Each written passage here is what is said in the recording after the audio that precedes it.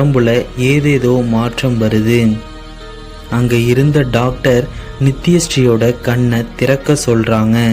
அவளுக்கு முன்னாடி பல பொருட்களை காட்டுறாங்க. ஆனா நித்யஸ்ரீ சொல்றது எல்லாம் எனக்கு முன்னாடி ஒரு உருவம் தெரியுது.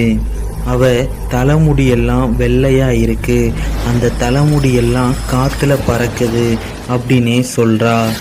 அங்க உள்ள டாக்டர் எல்லாம் குழம்பி போறாங்க.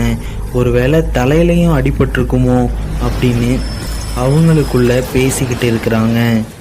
மறுபடியும் அவளை வெளியில கொண்டு போய் இயற்கையை காட்டுறாங்க. இப்ப என்ன தெரியுது அப்படின்னு கேட்டா, அதே வெள்ளை முடிக்காரி நிக்கிறா, அவ கண்ணுல ரத்தமா வலியுது அப்படின்னு சொல்றா. இதை பார்த்த டாக்டர், இவங்க கொஞ்ச நேரம் ரெஸ்ட் எடுக்கட்டும், அப்புறமேல் நம்ம ஸ்கேன் பண்ணி பார்க்கலாம் அப்படின்னு சொல்லிட்டு போயிடுறாங்க. அன்னைக்கு இரவு நித்யஸ்ரீ தூங்கிக்கிட்டு இருக்கும்போது அதே வெள்ளை முடிக்காரி உருவம் அவளுக்கு முன்னாடி தெரியுது. அவ தன் முழு கதை பார்க்கணுன்னா இந்த வீடியோட கமெண்ட்ல இருக்கு, அதை நீங்கள் கிளிக் பண்ணி பார்த்துக்கலாம்.